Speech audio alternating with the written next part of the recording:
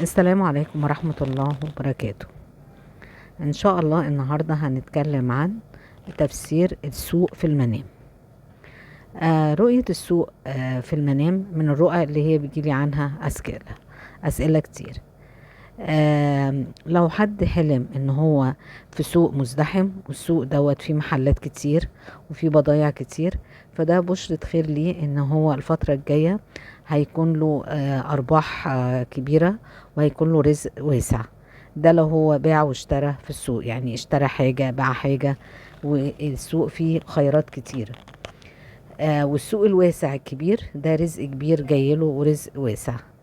أما بالنسبة لو السوق بقى بالعكس، ان هو السوق فاضي والمحلات مقفولة، فده ان في خسائر بالنسبة للرأي، وده بيبقى انذار ليه ان هو يكون على حذر في الفترة الجاية، ما يدخلش في قرارات بسهولة. يحاول ان هو يفكر ما يتسرعش، علشان ممكن لا قدر الله يكون في خسائر مادية. لكن لو السوق دوت مش معروف بالنسبة له، فهتجيله فرص شغل أو فرص عمل من حيث لا يدري ولا يحتسب. ده لو السوق مش معروف والسوق مزدحم وفيه برضك بضايع كتيرة. كل ده لو السوق فيه حركة وفيه بيع وشراء، فده بشرة خير.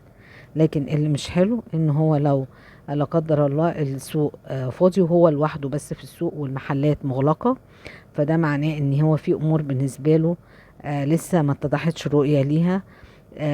امور ممكن لا قدر الله تبقى فيها خسائر، فيحاول على قد ما يقدر برضك زي ما بقول لكم ما يتسرعش. واحنا زي ما اتفقنا الاحلام بتبقى يا انذار يا اما بشرة خير، وفي احلام ما ينفعش ناخدها مرور الكرام. بتبقى دي رؤية، وبتبقى رؤية واضحة.